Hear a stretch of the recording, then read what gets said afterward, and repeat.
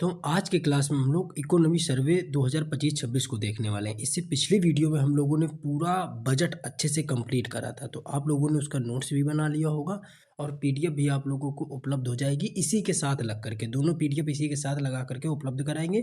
तो इकोनॉमी सर्वे आप पढ़ेंगे जब और बजट दोनों एक साथ मिला करके आप इसको कंप्लीट करिएगा। बहुत अच्छा टॉपिक है, पूरा आप अगर इसको अच्छे से कवर कर लेते हो तो यकीन मानो इससे क्वेश्चन बाहर नहीं जाएगा। तो चलिए आज की क्लास हम लोग शुरू करते हैं। उससे पहले जितने लोग चैनल पे नए हैं वो लोग चैनल को सब्सक्राइब करके बेल आइकन को प्रेस करके जरूर रखें, ताकि जितने वीडियो बनाए उनका नोटिफिकेशन आपको मिलता रहे। दोस्तों, अगर आपने उसको बजट को अच्छे से पढ़ा होगा तो हमने उसमें एक चीज़ बताई थी कि आप लोगों को इकोनॉमी सर्वे की क्लास कराएंगे। दोनों की पीडीएफ एक साथ आप लोगों को उपलब्ध हो जाएगी। डिस्क्रिप्शन और कमेंट में उसका हम लिंक जरूर लगा देंगे, ठीक है। तो निश्चिंत रहिएगा, आप बस अच्छे से इन चीज़ों को क्लियर कर लीजिएगा, ठीक है। चलिए, तो सबसे पहले हम लोग देख लेते हैं, ये देखते हैं हम लोग इकोनॉमी सर्वे। इकोनॉमी सर्वे में हमने जिस तरीके से बजट में बिल्कुल बेसिक से एडवांस तक चीज़ें समझाने का प्रयास किया था कि बजट में हमने बताया था, बिल्कुल बेसिक बताया था कि कैसे किस तरीके से बजट पहली बार कब पेश किया, किसने पेश किया। उसी तरीके इकोनॉमी सर्वे से भी कुछ बेसिक क्वेश्चन है जो हमें समझने की ज़रूरत है यहाँ पे। जैसे कि बजट में यह एक वार्षिक दस्तावेज होता है, यानी कि सालाना दस्तावेज होता है जो बजट के एक दिन पहले पेश किया जाता है।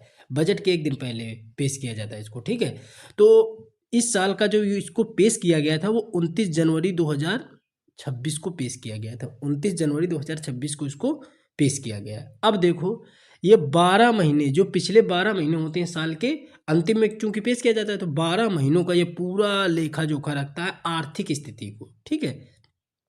पूरा बताता है कि किस तरीके की हमारे देश की इकोनॉमी है, उन चीज़ों में किस तरीके से चीज़ें डिवाइड करी गई, सब कुछ ये हम लोगों को बताता है। इसको तैयार कौन कराता है, कौन सा विभाग इसको तैयार कराता है, तो आर्थिक मामलों का विभाग यानी डीईए इसको तैयार कराता है। और ये किसके अंतर्गत आता है, तो ये वित्त मंत्रालय के अधीन यह विभाग आता है, ठीक है। इस बार इसको किसने तैयार किया, तो जो मुख्य आर्थिक सलाहकार हैं अनंत नागेश्वरन, तो इन्होंने इस बार इसको तैयार किया है, ठीक है। अब देखते हैं इसके और इम्पोर्टेंट फैक्ट क्या हैं कि जैसे आर्थिक सर्वेक्षण का जो है संविधान में कोई भी इसको अनिवार्यता नहीं दी गई है कि ये अनिवार्य नहीं है पेश करना, लेकिन अपने देश की स्थिति को जानने के लिए, इकोनॉमिकल स्थिति को जानने के लिए इसको पेश करा जाता है, ठीक है।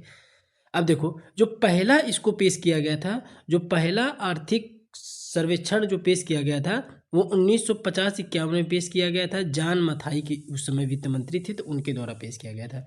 1964 तक यह बजट के साथ पेश किया जाता था, लेकिन 1964 के बाद इसे अलग कर दिया गया। सबसे इम्पोर्टेंट क्वेश्चन यही बन के आता है, कई बार एग्जाम में इसको ये रिपीट भी हुआ है। तो क्वेश्चन क्या है हमारा कि 1964, ये बिल्कुल हाईलाइट कर लीजिएगा इसको, ठीक है। 1964 तक ये बजट के साथ पेश किया जाता था, उसके बाद इसको बजट से अलग कर दिया गया था। तो ये आप देखते हो कि एक दिन पहले इसको पेश किया जाता है। इसमें सबसे महत्वपूर्ण पॉइंट क्या है कि इस बार का जो आर्थिक सर्वेक्षण इकोनॉमी सर्वे पेश किया गया है, 16 टोटल कितने चैप्टर्स हैं, 16 चैप्टर्स इसमें बनाए गए हैं। तो ये क्वेश्चन याद रखिएगा, कितने चैप्टर्स हैं, 16 चैप्टर हैं। अब हम लोग जो जहाँ से क्वेश्चन फ्रेम होता है, सबसे ज़्यादा पूछा जाता है, वो चीज़ें यहाँ पे देखने वाले हैं। जैसे आर्थिक वृद्धि दर, आर्थिक विकास वृद्धि दर से क्वेश्चन आता है, हर साल एग्जाम में आता है। तो आर्थिक विकास वृद्धि दर अगर देखी जाए कि पिछले साल की जो अनुमानित विकास वृद्धि दर थी वो 6.3 से 6.8 थी। कितनी, 6.8 थी। वर्तमान की कितनी है, तो वर्तमान में 6.8 से लेकर के 6.2 के बीच रहने का अनुमान है। 6.8 से 7.2 के बीच रहने का अनुमान है। एग्जैक्ट वैल्यू आप लोगों से पूछी जाती है, तो इसको अच्छे से कवर करिएगा, अच्छे से ध्यान से चीज़ों को पढ़िएगा। अब हम लोग देखते हैं राजकोषीय घाटा, ठीक है। डिफिनीशन वगैरह इसकी जानने की ज़रूरत नहीं है, डायरेक्ट हमने डाटा को आप लोगों के सामने रखा है। जो इकोनॉमी जब पढ़ाते हैं तो उसमें इन चीज़ों को विस्तृत तौर पे हमने समझा रखा है कि राजकोषीय घाटा क्या, प्रभावी राजस्व घाटा क्या होता है, प्राथमिक घाटा क्या होता है, आर्थिक विकास वृद्धि दर क्या होती है, जीडीपी, सब कुछ हमने कवर कर रखा है। तो इसको जानने की ज़रूरत नहीं है। और इसमें आप लोगों के लिए एक बिल्कुल बेहतरीन चीज़ ये है कि हमने इसमें यूपी का भी इकोनॉमी सर्वे के जो मुख्य पॉइंट हैं, बस आप उतना देख लीजिएगा, वो भी हमने इसमें समाहित कर दिया है, ठीक है। चलिए, तो राजकोषीय घाटा की अगर बात कर ले, हमने आर्थिक विकास वृद्धि दर तो देख लिया। आर्थिक विकास वृद्धि दर में पिछले साल का जो अनुमानित विकास वृद्धि दर था 6.3 से 6.8 था। वर्तमान साल का 6.8 से 7.2 रखा गया है, ठीक है। इतना आप याद रखिएगा। अब देखते हैं जो राजकोषीय घाटा की अगर हम लोग बात करते हैं, किसकी? राजकोषीय घाटा की। राजकोषीय घाटा जो हमारा है, इसमें क्या पॉइंट बनते हैं? इसमें पॉइंट ये है सबसे पहला कि जो 2024-25 का था वास्तविक कितना था, आप ये वाले डिजिट भी याद कर सकते हो कि 15,74,731 करोड़। इस तरीके से मोबाइल नंबर याद करते हैं, इसी रेशियो में आप इसको याद करिएगा। सारी वैल्यूज जो है वो करोड़ पे लिखी हुई हैं। तो कितना था? 4.8%। और सबसे अच्छी बात यह है कि 4.8% का जो लक्ष्य था उसको भारत सरकार ने प्राप्त भी कर लिया था। ठीक है, तो ये इम्पोर्टेंट सिर्फ इसलिए हो जाता है कि जो 4.8% का जो लक्ष्य था ये इसको प्राप्त कर लिया गया था। ठीक है, 2025-26 में अनुमानित कितना है? तो 15,68,936 करोड़, 4.4%। यानी 25-26 में संशोधित अनुमान कितना है? तो 4.4%। और 2026-27 के जो बजट में अनुमान कितना रखा गया? 4.3% का। वैल्यू इसकी लास्ट वाली जरूर याद करिएगा जो इस बार में चर्चा हुई है। ठीक है, 26-27 के जो बजट में जिसको सम्मिलित करा गया है तो वो वैल्यू आपको जरूर याद रखनी है। ठीक है, ये आप अच्छे से याद रखिएगा। चलिए अगला देख लेते हैं हम लोग, राजस्व घाटा। तो जैसे राजस्व घाटा हमने आपको बताया कि राजस्व घाटा, ऊपर हमने आपको बताया था आर्थिक वृद्धि दर, ऊपर हमने आपको आर्थिक वृद्धि। अब राजस्व घाटा से क्या क्वेश्चन आएगा कि जैसे बिल्कुल वही आप यहाँ पे वास्तविक, अनुमानित, संशोधित और जो इस साल के बजट में चर्चित है, इन तीनों का आपको वैल्यू हमने लिखी है। जैसे 24-25 में क्या था? वास्तविक क्या थी? 56,42,96 करोड़, 1.7% का। ठीक है, और बजट में अनुमान रखा गया था 1.5% का। ठीक है, इस बार संशोधित बजट में जो अनुमान है वो कितना है? 1.5% का। और बजट 2026-27 में, 26-27 में कितना रखा गया है? 1.5%, यानी 59,23,44 करोड़, इतनी वैल्यू इसकी रखी गई थी राजस्व घाटा। ये डाटा डायरेक्ट लिखे हुए हैं, आपको डाटा तो याद करना ही पड़ेगा क्योंकि डाटा से क्वेश्चन आपके एग्जाम में आता जरूर है। ठीक है, आप अगर वनडे की तैयारी कर रहे होगे तो नॉर्मल डाटा आते हैं कि कितना 2026-27 के बजट में कितना अनुमान रखा गया है, जो लास्ट वाला डाटा देख रहे हो इस तरीके से आता है। अगर आप सिविल सर्विसेज के लिए होगे तो इसमें किसी भी संशोधित डाटा को पूरा पूछ लेता है या अनुमानित डाटा पूरा पूछ लेता है। ठीक है, तो वो आपको याद रखने हैं। चलिए अगला देखते हैं, प्रभावी घाटा, राजस्व घाटा। तो प्रभावी राजस्व घाटा में जैसे 2024-25 का था, वास्तविक कितना था? तो 29,16,40 करोड़, यानी 0.9%। और 2025-26 में बजट अनुमान कितना था? तो 96,65,4 करोड़, यानी 0.3% था। और इस बार जो संशोधित बजट तो 0.6 था। इस बार जो बजट में चर्चा हुई थी, बजट में अनुमान इसका रखा गया है 26-27 में, वो कितना रखा गया है? 99,642 करोड़, यानी 0.3% का रखा गया है, 0.3% का रखा गया है। ठीक है, ये आप अच्छे से याद कर लेना, इसका स्क्रीनशॉट भी ले लेना, आप चाहो तो इसका नोट कर लेना। पीडीएफ के लिए हम आपको बता देंगे, अभी अच्छे से समझा देंगे, पहले इसको हम लोग कंप्लीट कर लेते हैं। ठीक है, अगला देख लेते हैं हम लोग, एफडीआई से भी क्वेश्चन आएगा। अभी हमने एफडीआई यूपीएसआई में करवा रखी है, तो एफडीआई को अच्छे से हमने एफडीआई की पूरी थ्योरी कराई थी और एफडीआई की चर्चा भी बजट में की गई है। तो 2025 की जो पहली छमाही, जो एफडीआई का सबसे बड़ा जो हिस्सा था वो किसका था? सेवा क्षेत्र का था। किसका? सेवा क्षेत्र। कितना था? जो इक्विटी निवेश का पूरा लगभग 19.1% था। इक्विटी निवेश का कितना था? 19%। आप राउंड फिगर में याद कर लो, 19.1% या 19% था। कंप्यूटर सॉफ्टवेयर हार्डवेयर का 14% था और व्यापार का टोटल 9.1% था। यानी कि पूरी वैल्यू देखो 0.1% में टिकी हुई है। तो 19.1, 14.1 और 9.1। ठीक है, इस तरीके से एफडीआई वाला जरूर याद करिएगा, यूपीएसआई के लिए बहुत इंपॉर्टेंट है ये डाटा। प्राथमिक घाटा को याद कर लेते हैं। तो प्राथमिक घाटा में भी वही चीज़ है कि एक वास्तविक डाटा है जो 1.4% का था। ये डाटा आप लिख लीजिएगा, इसको भी याद करिएगा। 25-26 में कितना था? 0.8%। 25-26 में संशोधित डाटा जो दिया गया था 0.8% का दिया गया था। और इस बार के जो बजट में इसकी चर्चा करी गई है 29,17,96 करोड़, यानी 0.7% का चर्चा इस बार की गई है। ठीक है, तो ये आपने इन चीज़ों को अच्छे से समझा। अच्छा, अब आप लोगों को बता देते इसकी पीडीएफ के बारे में। तो आप लोग अच्छे से इन चीज़ों को समझ लो कि इस कॉन्टैक्ट नंबर को याद रखो, 87-26-36 और 25-33। ठीक है, ये व्हाट्सअप नंबर है। कॉलिंग प्लीज़ इसमें ना करिएगा, व्हाट्सअप में ही आप कॉलिंग करिएगा।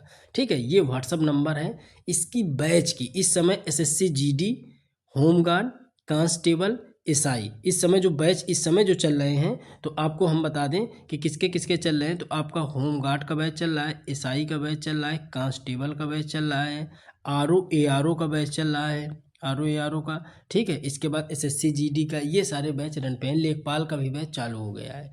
तो आपको बैच से रिलेटेड जो जानकारी है, जो हमने आपको अभी नंबर लिखा 87 26 36 और 25 33, तो इसमें आप व्हाट्सअप करके डिटेल ले सकते हो। नीचे डिस्क्रिप्शन में कमेंट बॉक्स में टेलीग्राम का लिंक लगा देंगे, वहाँ से आप जा करके अच्छे से इन चीज़ों को समझ लेना, देख लेना। टेलीग्राम ज्वाइन हो जाओगे, वहाँ पे संपूर्ण जानकारी मिल जाएगी। दिक्कत हो आप इस नंबर पे व्हाट्सअप करके डिटेल आप अच्छे से ले सकते हो। कमेंट और डिस्क्रिप्शन में हम लिंक जरूर इसका पिन कर देंगे, ठीक है। पीडीएफ जितने बच्चे पेड बैच में जुड़े हैं उनको पीडीएफ बनाने की ज़रूरत नहीं है। अब ये पीडीएफ क्लास हो गई है, तो बजट और इकोनॉमी सर्वे दोनों की एक साथ पीडीएफ आप लोगों के ग्रुप में, आप किसी भी बैच में जुड़े हो, चाहे एसएससी जीडी होमगार्ड किसी भी बैच में हो, इसकी पीडीएफ सभी बैचों में, पेड बैच में प्रोवाइड करा दी जाएगी निःशुल्क। तो आप लोग कोई भी परेशान ना होना, ठीक है। आप लोगों को निःशुल्क पीडीएफ उपलब्ध करा दी जाएगी, निश्चिंत रहो। बाकी लोग हमने आपको बता दिया है, कंटेंट आप अच्छे से इन चीज़ों का देख लेना, ठीक है। चलिए, कुछ महत्वपूर्ण फैक्ट इसमें और हैं, जैसे इनसे क्वेश्चन भी आता है। जैसे क्या है कि जीडीपी अनुमान वित्त वर्ष 2026-27 के लिए जो जीडीपी ग्रोथ है वो 6.8 से 7.2% रहने का अनुमान रखा गया है। अच्छा, इसमें एक और रिपोर्ट आईएमएफ पेश करता है, ये भारत सरकार का। आईएमएफ ने क्या कहा है कि 2026 हो या 2027 हो, इसमें जो जीडीपी ग्रोथ है वो 6.4 रहने की अनुमान है। तो ये भी याद रखना कि पूछ किसका रहा है, भारत सरकार का पूछ रहा है कि या आईएमएफ का पूछ रहा है, ये आपको याद रखना है। तो 6.8 से 7.2% है जो भारत ने भी पेश करा है। आईएमएफ ने कहा है कि चाहे 26 हो चाहे 27 हो, जो जीडीपी ग्रोथ होगी भारत की वो 6.4% के अप्रॉक्स होगी, ठीक है, 6.4% है। अगला देख लीजिए कि 2024-25 में सरल घरेलू उत्पाद यानी जीडीपी के 4.8 के राजकोषीय घाटे के लक्ष्य को पूरा किया, जो हमने आपको ऊपर ये बताया था कि इस लक्ष्य को इन्होंने अचीव कर लिया है। कितना? जो ये 4.8% था, ये वाला लक्ष्य, ठीक है। तो इससे ये क्वेश्चन बन सकता है, इसलिए हमने आप इसको हाईलाइट करा था। अगला देख लेते हैं, भारत का विदेशी मुद्रा भंडार यानी 16 जनवरी 2026 तक इसको अपडेट किया गया है। तो 25-26 के आर्थिक सर्वेक्षण के बजट में भी इसको शामिल किया गया था। तो कितना है? तो 701.4 बिलियन डॉलर, ये वैल्यू याद रखिएगा, 701.4 बिलियन डॉलर। प्रधानमंत्री जनधन योजना के तहत कितने खाते खोले गए, जो 25-26 के आर्थिक सर्वेक्षण में इनका जिक्र था? तो 55.02 करोड़ खाते खोले गए। पीएम मुद्रा योजना के तहत वितरित कुल राशि कितनी थी, जो अक्टूबर 2025 तक इसमें आंकड़ित करी गई है, वो थी 36.18 लाख करोड़। अच्छा, एक काम और करिएगा, आप लोग इतना पढ़ने के बाद आप कहीं से भी, चाहे बजट के क्वेश्चन लगाना, जो बजट क्लास आप लोग कर लेना, इसके बाद इकोनॉमी सर्वे की क्लास लगा, कहीं से भी आप टेस्ट वगैरह लगाना। अब क्या करना, इससे बाहर क्वेश्चन नहीं जाएगा। अगर क्वेश्चन कुछ आते हैं तो आप लोग यहीं पे उनको आराम से लिख लीजिएगा, ठीक है। तो एक साथ आप उन चीज़ों को याद भी कर पाएंगे, ठीक है। ये चीज़ आप अच्छे से याद रखिएगा। अब उत्तर प्रदेश के बारे में देख लेते हैं हम लोग। उत्तर प्रदेश का क्या इसमें नया निकल के आया है? तो देखो, उत्तर प्रदेश में जो है कि प्रगति के पथ पर अग्रसर उत्तर प्रदेश, इसमें logistic ease across different states यानी कि समझे लीड्स इंडेक्स 2024 में लगातार तीसरी बार achieve grade Utkarsh logistic infrastructure पुरस्कार से सम्मानित किया गया है। तो ये बात याद रखिएगा। लखनऊ राज्य राजधानी क्षेत्र जो SCR है, 26,756 वर्ग किलोमीटर के क्षेत्र में विकास किया है इसने। कृषि उत्पादन में खाद्यान्न इतना मीट्रिक टन है, गन्ना ये है, केला, ये सारी वैल्यू यहाँ पे अपडेट है, तो आप इसको देख लीजिएगा, ठीक है। और ये जितनी वैल्यू अपडेट है, जितना यहाँ पे लिखा गया है, तो ये सारे उत्पादन में प्रथम स्थान पे आए हैं, देश के प्रथम स्थान पे आए हैं। खाद्यान्न में, गन्ना में, केला में और आलू में, आम में, अमरूद में, आंवला में और मेथा में, ठीक है। ये सब प्रथम स्थान पे आए हैं, तो इसलिए ये इम्पोर्टेंट भी हो जाता है। दुग्ध उत्पादन में देख लेते हैं, तो दुग्ध उत्पादन में भी प्रथम स्थान पे है। इतने लाख मीट्रिक टन का दूध उत्पादन है उत्तर प्रदेश के पास, तो इसमें भी प्रथम। वृक्षारोपण में कुल कितने वृक्षारोपित किए गए, जिसमें विश्व रिकॉर्ड भारत ने बनाया था उत्तर प्रदेश के राज्य के, तो 37.21 करोड़ वृक्ष इसमें लगाए गए थे। प्रधानमंत्री जनधन योजना के तहत 10.22 करोड़ खाते खोले गए, जो देश में प्रथम है। उत्तर प्रदेश में इतने खाते खोल गए। स्टैंड अप इंडिया योजना 21,891 उद्यमियों को इतने रुपए 3.79 हजार करोड़ रुपए का ऋण दिया गया, जो कि पूरे राज्यों में सबसे प्रथम स्थान पे उत्तर प्रदेश का आता है, जितना धन इनको आवंटित किया गया है।